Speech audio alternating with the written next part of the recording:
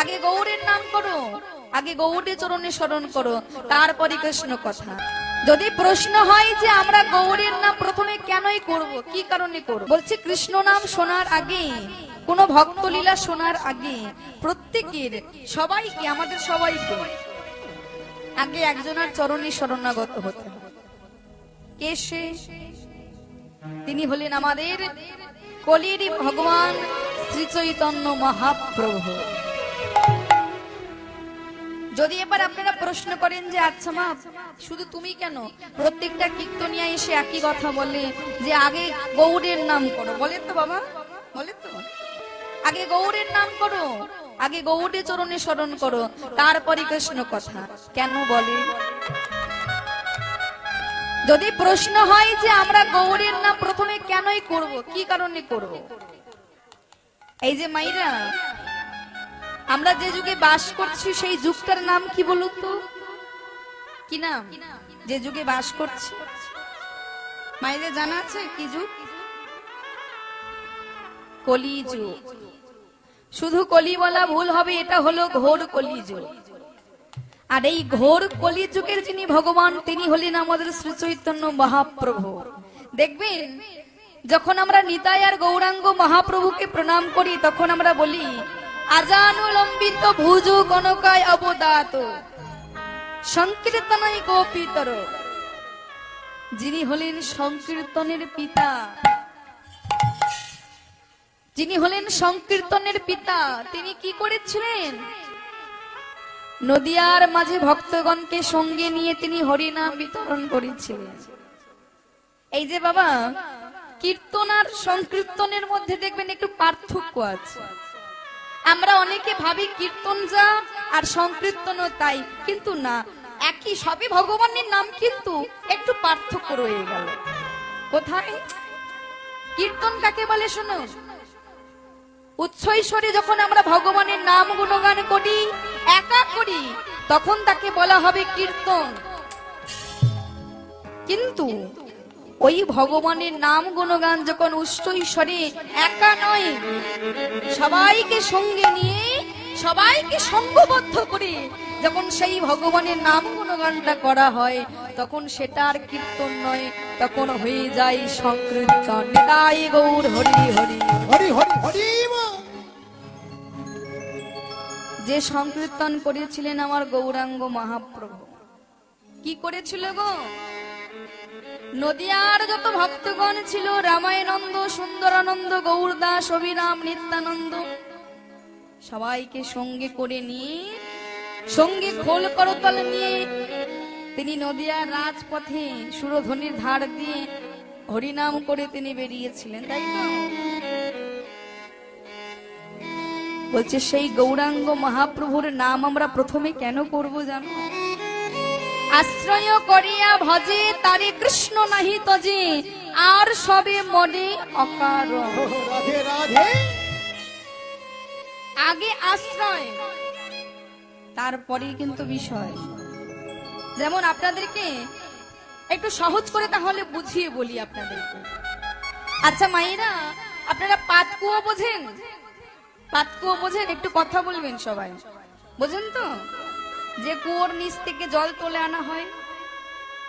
এবার ধরুন আপনি ওই পাতকুয়ো থেকে জল তুলবেন, কিভাবে তুলবেন? কিভাবে তুলবেন? আপনি হাত বাড়াবেন আর উঠে আসবে কি সম্ভব? না। তাহলে কি করে তুলবেন? একটা বালতি প্রয়োজন হবে। এবার শুধু বালতি হলেও হবে না, তার সাথে দড়িরও প্রয়োজন আছে বাবা।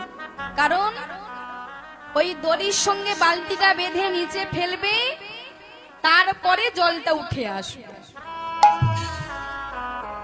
ঠিক তদ্রূপ এই যেমন আপনারা মনে করুন, কুয়োর জলটাকে মনে করুন রাধা কৃষ্ণের লীলামৃত।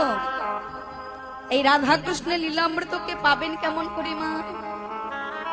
যেমন কুয়োর জলটাকে তুলতে গেলে দড়ি বালতিকে আশ্রয় করেছে, ঠিক তেমন ওই রাধা কৃষ্ণ লীলামৃত পেতে গেলে আপনাদের প্রত্যেককে, সবাইকে আমার নিতাই আর গৌরের চরণে স্মরণ করতে হবে। রাধে রাধে। তার চরণে আশ্রয় নিতে হবে। এবার বলুন তো মাইরা, দড়ি বালতি কি সব দোকানে পাওয়া যাবে? যদি আপনি একটা মিষ্টির দোকানে গিয়ে বলেন, ভাই তোমাকে এই 200 টাকা দিলাম, তুমি একটা দড়ি আর বালতি আমাকে দাও, পারবে সে? তুমি যদি 200 টাকার মিষ্টি চাও, সে মিষ্টি তোমায় দিতে পারবে, কিন্তু দড়ি বালতি সে তো দিতে পারবে না। দড়ি বালতি কে দিতে পারবে গো? যার দড়ি বালতির দোকান আছে সে তোমাকে দড়ি বালতি দিতে পারবে, তাই তো? তাহলে দড়ি বালতির দোকানে যেতে হবে। ঠিক তেমন নিতাই গৌরকে কিভাবে পাবে, নিতাই গৌরের ভজন সাধনা কিভাবে শুরু করবে, কিভাবে করবে, সেটা তো সবাই তোমাকে বলতে পারে না, তাই তো? কে বলে দিতে পারে? গুরুদেব। ওই জন্য দেখবেন আপনারা দীক্ষা নেননি, আমরা দীক্ষা নিয়েছি তো, কারণ গুরুদেব যখন ওই কর্ণকুহরে দীক্ষা মন্ত্রটা দেবে, হরে কৃষ্ণ নামটা দেবে, দেহ শুদ্ধ হবে। গুরু সেই গু শব্দে অন্ধকার, রু শব্দে আলো, যে অন্ধকার জগৎ থেকে আলোর জগতে নিয়ে যায়, তিনি হলেন আমাদের গুরু। ওই অন্ধকার জগৎ থেকে আলোর পথটা যে তোমায় দেখিয়ে দেবে, যে তোমাকে সঠিক পথটা দেখিয়ে দেবে, যে এই পথে গেলে তুমি নিতাই গৌরের ভজন সাধনা করতে পারবে, এই পথ সঠিক পথ, এই পথটা যে দেখিয়ে দেবে, সেই হলো তোমার গুরুদেব। রাধে রাধে। বললেন এই গুরুদেবের চরণে আশ্রয় নিতে হবে, গুরুদেবের দোকানে যেতে হবে। আর গুরুদেব যখন তোমাকে দীক্ষা দেবে, তোমার দেহ শুদ্ধ হবে। আর দেহ শুদ্ধ যখন হবে, হরে কৃষ্ণ নাম জপ করতে করতে দেহ শুদ্ধ যখন হয়ে যাবে, নিতাই গৌর কৃষ্ণ প্রেমানন্দে হরি হরি বল বলে হরি হরি হরি বল, তোমার নিতাই গৌরের চরণ ভজন সাধন করা হবে।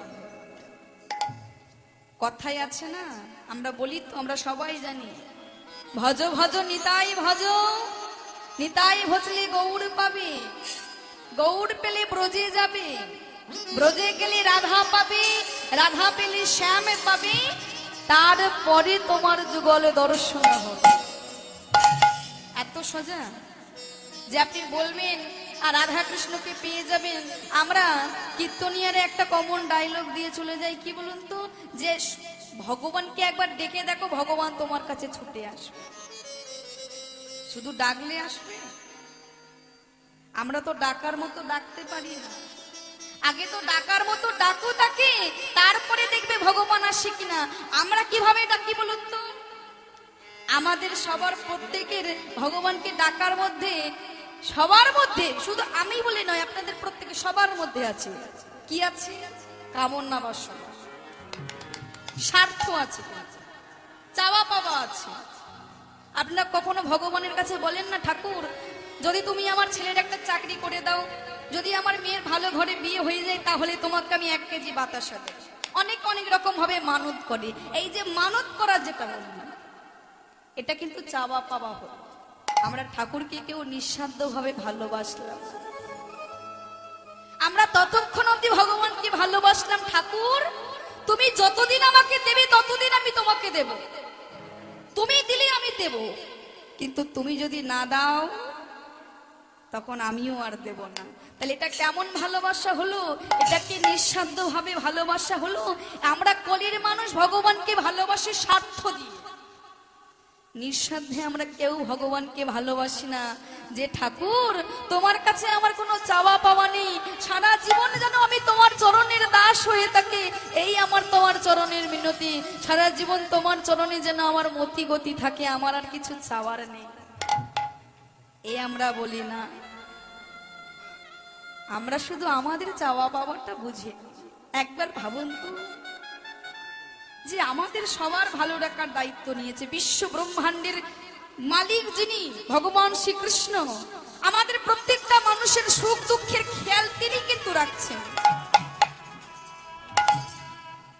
যে আমাদের সুখের দায়িত্ব নিল, যে আমাদের ভালো রাখার দায়িত্ব নিল, আমরা তো কেউ কখনো জানতে চাই না যে গোবিন্দ, যে ভগবান তুমি আমাদের সবার ভালো রাখার দায়িত্ব নিলে, কিন্তু গোবিন্দ তুমি কেমন আছো একবার বলুন।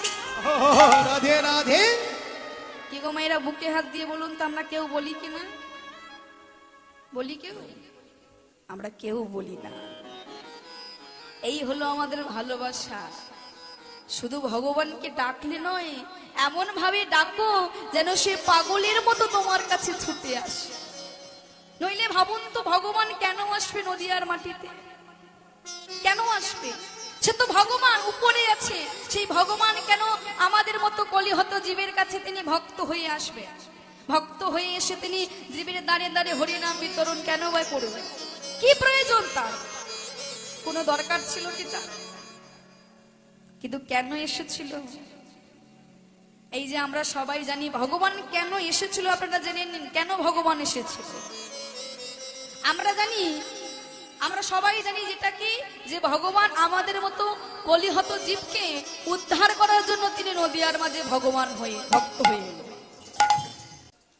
বলিয়ে গৌর সুন্দর কি, আমার নিত্যানন্দ প্রভু কি, গৌর চাঁদ কি, নিতাই চাঁদ কি। এই যে আমার গৌরাঙ্গ মহাপ্রভু, যার নাম আমরা শুনছি, এখন আমরা কলির মানুষ, তার সম্বন্ধে একটু জানতে হবে। এই যে আমরা বললাম কেন আমরা গৌর হরির নাম করব, কারণ তিনি হলেন আমাদের কলির ভগবান। তাকে আশ্রয় করতে হবে, তারপরে কৃষ্ণ বিষয়, সেই বিষয়কে ভজন সাধনা করতে হবে। আগে আশ্রয় আমার গৌর সুন্দরকে করতে হবে। এবার কথা হলো, আমার গৌর সুন্দর নদিয়ার মাঝে কেন এলো? সে তো ভগবান, তার আসার কি কোনো দরকার ছিল, প্রয়োজন ছিল? কেন এসেছে বলে কেন এলো? এই যে শুধু আমরা যেটা জানি আমাদের মতো কলিহত জীবকে উদ্ধার করার লাগে তিনি নদিয়ার মাঝে ছুটে এলো, না। এই একটা কারণ নয়, আরো কারণ রয়েছে। এটা আমরা যেটা জানি এটা হলো বৈরাঙ্গ কারণ, এটা সকলেই জানে। এর মধ্যে ভগবানের একটা অন্তরঙ্গ কারণ আছে। কি কারণ? আমার গৌরাঙ্গ মহাপ্রভু নদিয়ার মাঝে কেন এলো? বলছে নাম বিলানো তো পরে, আগে নিজে নিজের নাম গুণগান করার জন্য নদিয়ার মাঝে ভগবান নয় ভক্ত হয়ে এলো। আসেনি? নিজে ভক্ত হয়ে কেন এলো? শুধু ভগবান হয়েও আসতে পারতো, ভক্ত হয়ে কেন এলো? একদিন বৃন্দাবনে ভগবান শ্রীকৃষ্ণকে চারিদিকে তার সখীগণ দাঁড়িয়ে রয়েছে, ললিতা, বিশাখা, চিত্রা, চম্পকলতা, ইন্দুরেখা, তুঙ্গবিদ্যা, সুদেবী, সকলে দাঁড়িয়ে রয়েছে। মাঝে আমার ভগবান কৃষ্ণ দাঁড়িয়ে আছে। হঠাৎ করে বৃন্দাবনে কৃষ্ণ প্রশ্ন করলো, হ্যাঁ গো ললিতা, ললিতা, শুনলাম তোমরা আমাকে খুব ডাকো।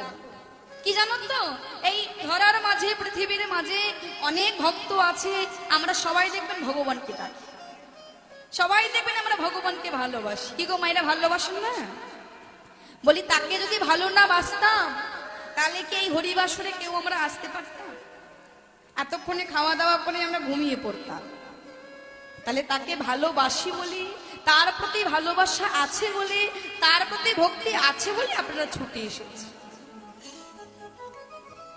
ভগবান বলে উঠল, ললিতা, এত ভক্ত আমায় ডাকে, কত সুন্দর প্রসাদ সাজিয়ে রাজ অট্টালিকার মধ্যে রেখে রাজ সিংহাসনে বসে আমাকে ডাকে, আমি কোনোদিন ছুটে যাই না, কোনোদিন যাই না, বেছে বেছে ভক্তদের কাছে যায়।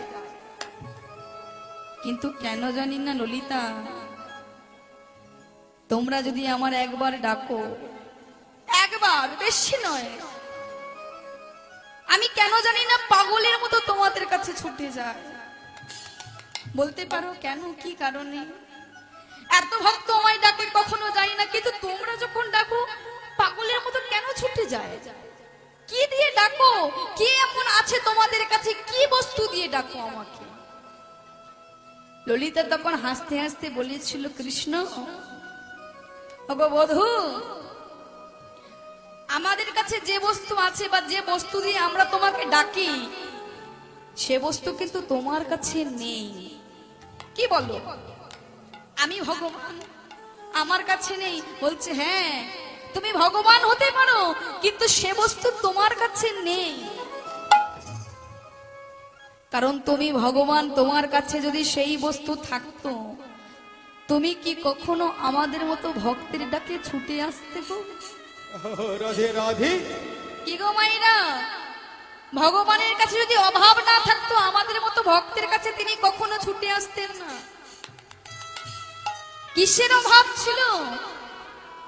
ভগবান প্রশ্ন করলো, আচ্ছা ললিতা বেশ, তোমরা আমাকে কি দিয়ে ডাকো সেটা বলো।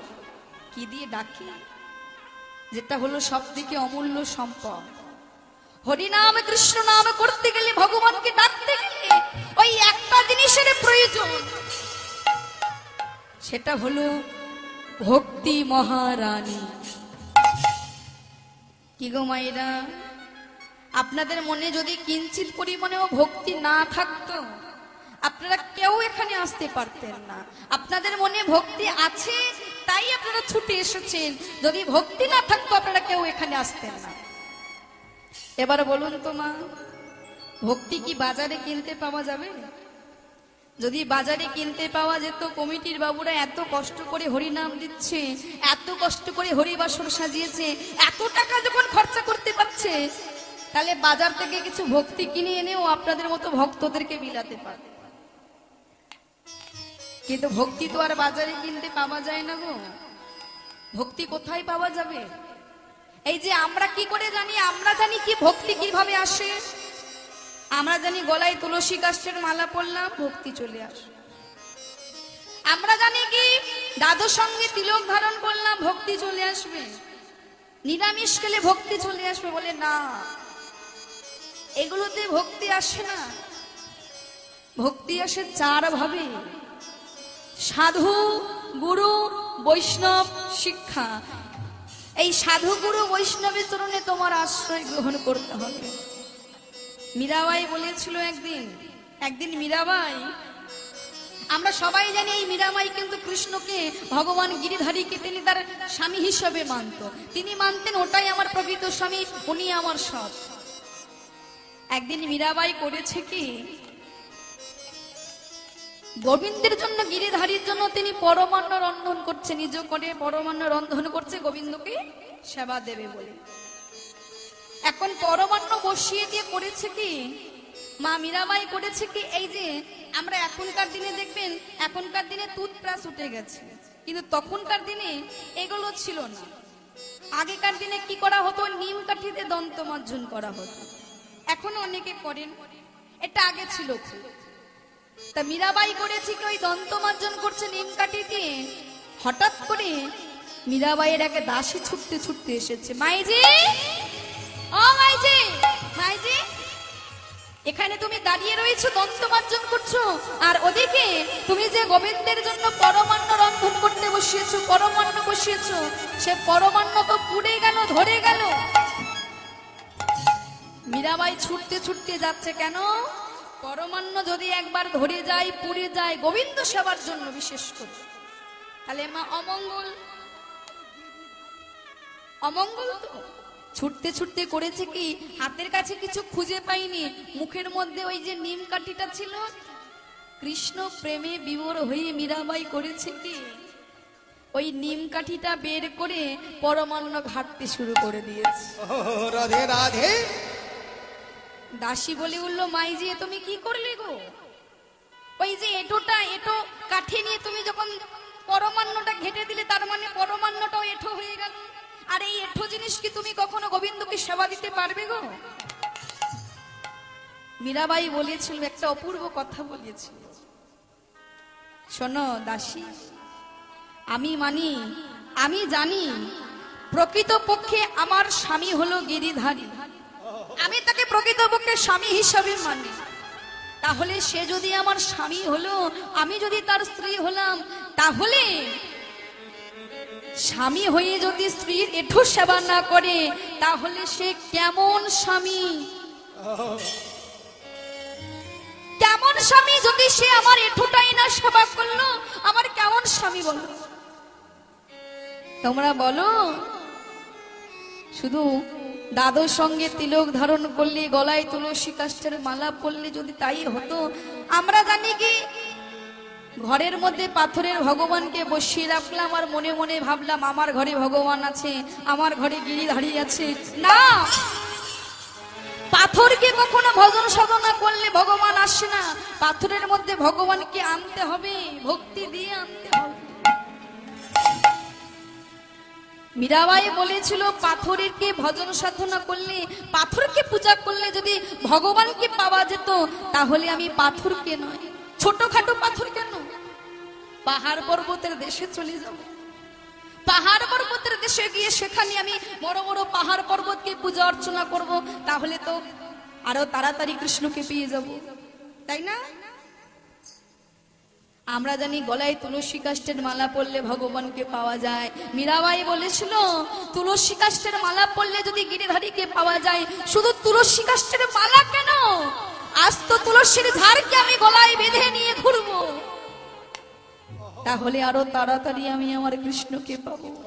রাধে রাধে। আমরা জানি নিরামিষ খেলে, একাদশী করলে, ফল খেলে ভগবানকে পাওয়া যায়। তাহলে বনের যারা পশু পাখি, বানর বানরি যারা আছে, তারা তো ফল ছাড়া কিছুই খায় না, তাহলে মানুষ নয় তারা তাড়াতাড়ি ভগবানকে পেত, কারণ ভগবানকে এসব দিয়ে কিছুতে বাধা যায় না গো। ভগবানকে বাধা যায় ভক্তির ডোরে। একবার যদি কেউ ভগবানকে ওই ভক্তির ডোরে বাঁধতে পেরেছে, আমরা জানি গঙ্গায় স্নান করলাম, গঙ্গার তীরে স্নান করলাম, দেহ শুদ্ধ হলো, ভগবানকে পেয়ে যাব না, তাহলে গঙ্গার জলে গিয়ে আপনারা যখন গঙ্গায় স্নান করতে যাবেন, আপনারা দেখবেন গঙ্গার জলে দেখবেন পান কৌড়ি আছে, তারা করে কি, শুধু ডুবছে আর উঠছে, ডুবছে আর উঠছে, তাহলে তারা তাড়াতাড়ি ভগবানকে পেত। মীরাবাই বলেছিল যার মধ্যে প্রেম নেই, যার মধ্যে ভক্তি নেই, সে কখনো ভগবানকে পায় না। বলি প্রেম ছাড়া কি ভগবানকে পাওয়া যায়? অনুরাগ ছাড়া কি কখনো ভগবানকে পাওয়া যায়? যার মধ্যে কৃষ্ণ প্রেম নেই, যার মধ্যে কৃষ্ণের প্রতি ভালোবাসা নেই, সে কখনো ভগবানকে পাই না। সে যতই নিরামিষ খাক না, যতই দাদুর সঙ্গে তিলক ধারণ করুক না কেন, আগে প্রেমে ভরি তারে ডাকতে হবে। ভগবান সখীগণদের কাছে কেন ছুটে আসে গো? বৃন্দাবনের ব্রজরমণীগণ, বৃন্দাবনের সখীগণরা ভগবানকে এত ভালোবাসতো। ভগবান যদি একবার ডাকতো তারা পাগল পাড়ার মতো ছুটে যেত, আবার ওই সখীগণ যদি একবার ডাকতো ভগবান ছুটে আসতো, কারণ ওই সখীগণ তারা ভগবানকে ভালোবাসতে পেরেছিল, যেটা আমরা পারি না। ভগবান জিজ্ঞাসা করছে, হ্যাঁ গো বলো না, কি এমন বস্তু দিয়ে আমায় ডাকো, কি এমন বস্তু আছে তোমাদের মধ্যে? ললিতা বলেছিল আমাদের মধ্যে আছে ভক্তি, কারণ আমরা হলাম ভক্ত, আর এই ভক্তের কাছেই কিন্তু ভক্তি থাকে, ভগবানের কাছে নয়। বলে আমি কি করে তাহলে ভক্তি পাবো? বলে পাবে, ওই ভগবানের পত্র ছেড়ে দিয়ে তুমি ভক্ত হয়ে যাও, তাহলে তুমি ভক্তিটা পাবে। যখন তুমি সাধুগুরু বৈষ্ণবের চরণে গড়াগড়ি দেবে, সাধুগুরু বৈষ্ণবের চরণে আশ্রয় নেবে, নিতাই গৌর কৃষ্ণ প্রেমানন্দে হরি হরি বলে বলে হরি হরি হরি হরি।